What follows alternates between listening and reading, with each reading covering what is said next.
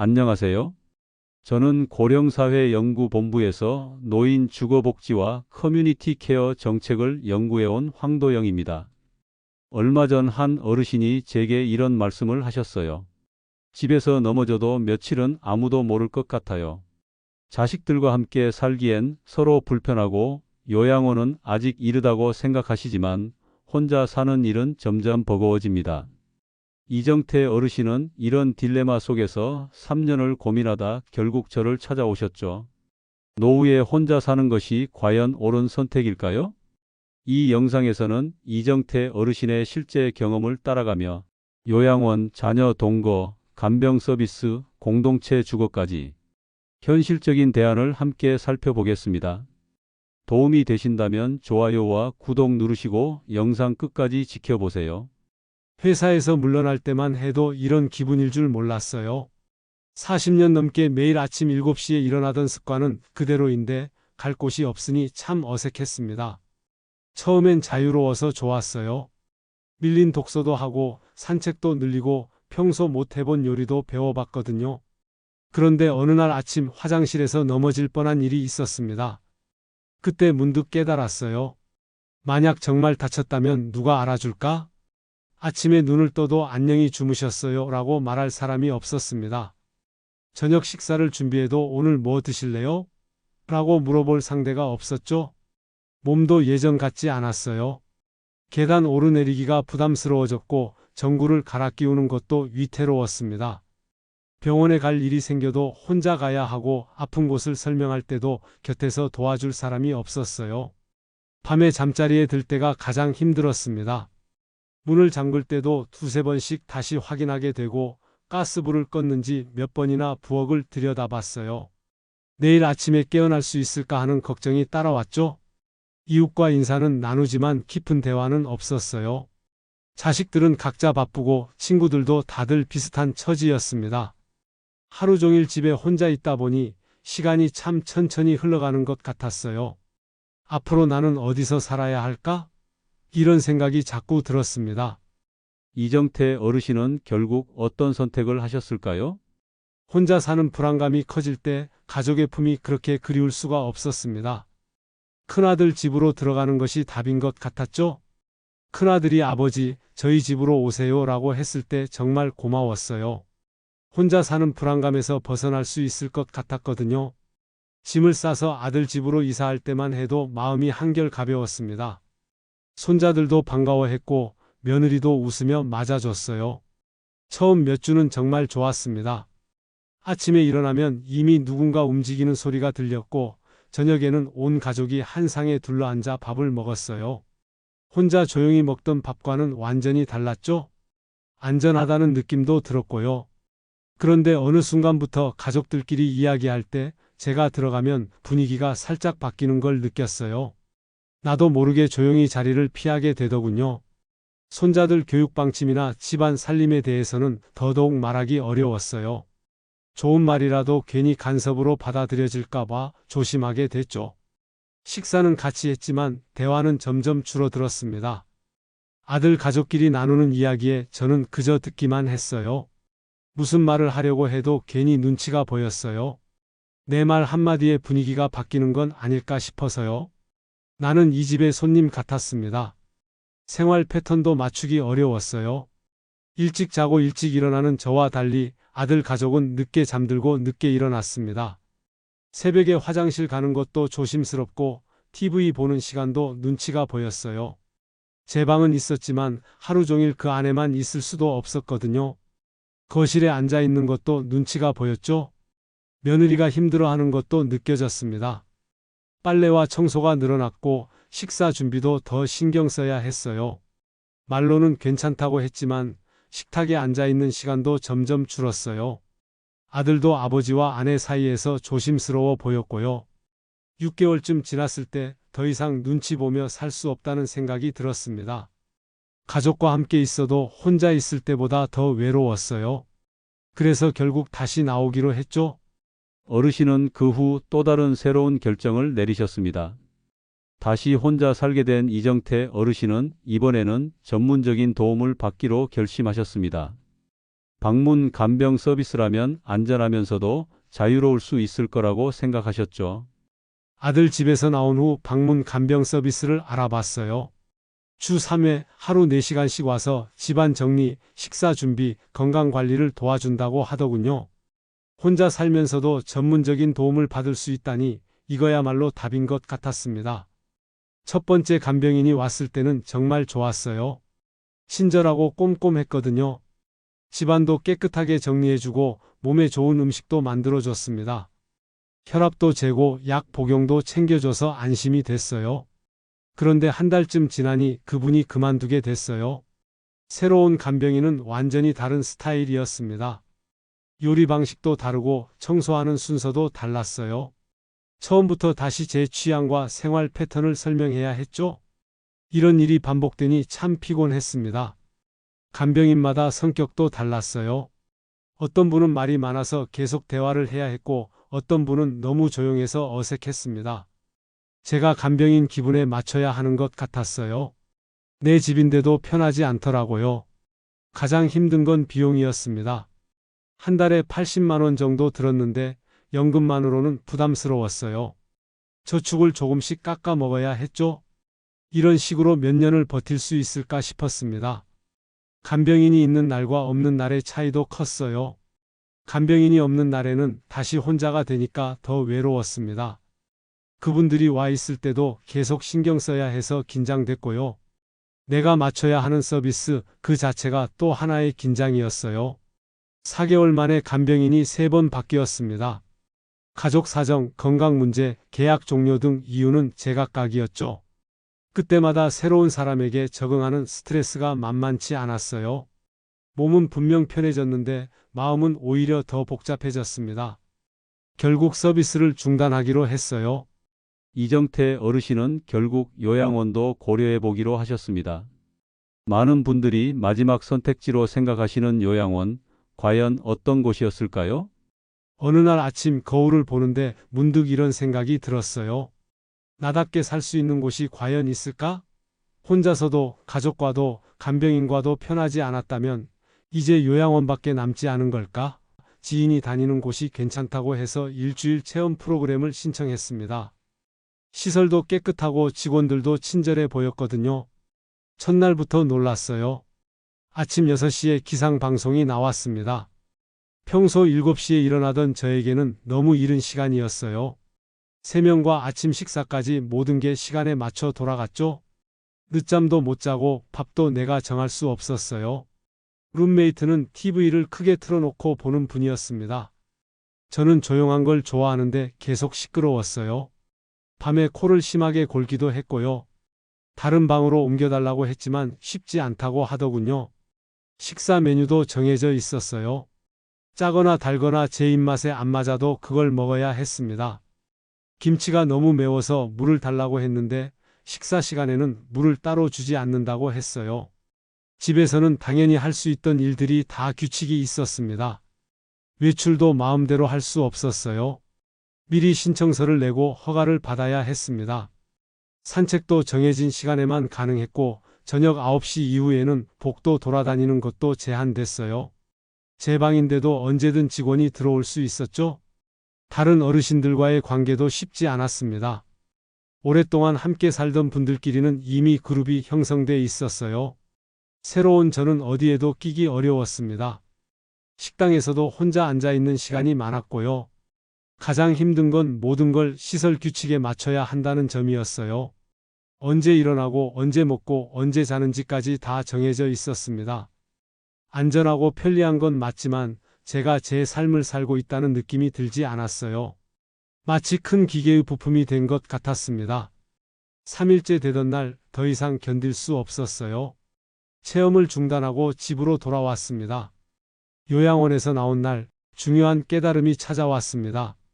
집 문을 열고 들어서는 순간 묘한 안도감이 들었어요. 아무도 제게 몇 시에 일어나라고 하지 않았고 뭘 먹어야 한다고 정해주지도 않았습니다. 조용한 집 안에서 깊은 숨을 한번 쉬었어요. 지난 몇 개월을 돌이켜보니 참 많은 것들을 시도했었죠. 자식집, 간병인, 요양원까지 모두 나름의 장점이 있었지만 뭔가 부족했어요. 그 부족한 게 뭔지 이제야 알겠더라고요. 바로 내가 나로 살 수 있는 자유였습니다. 다음날 아침 평소보다 30분 늦게 일어났어요. 아무도 뭐라고 하지 않았죠? 커피를 진하게 타서 마시고 신문을 천천히 읽었습니다. 점심은 간단히 라면을 끓여 먹었어요. 영양가는 떨어져도 제가 먹고 싶은 걸 먹는다는 기분이 좋았습니다. 저녁에는 평소 좋아하던 클래식 음악을 틀어놓고 책을 읽었어요. 볼륨을 누구 눈치 볼 필요 없이 제 마음대로 조절할 수 있었죠? 밤 11시가 넘어서야 잠자리에 들었는데 아무도 소등 시간이라고 하지 않았어요. 물론 불편한 점들도 여전했습니다.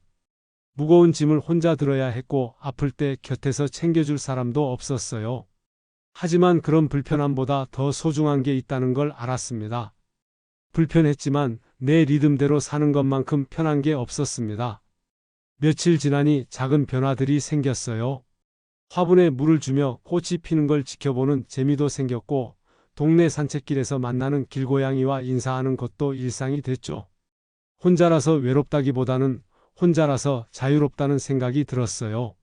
이웃들과도 적당한 거리를 유지하며 지낼 수 있었습니다. 깊이 관여하지 않아도 되고 누구에게 눈치 볼 필요도 없었어요. 가끔 안부를 묻는 정도의 관계가 저에게는 딱 맞았습니다. 한 달쯤 지났을 때 거울을 보며 생각했어요.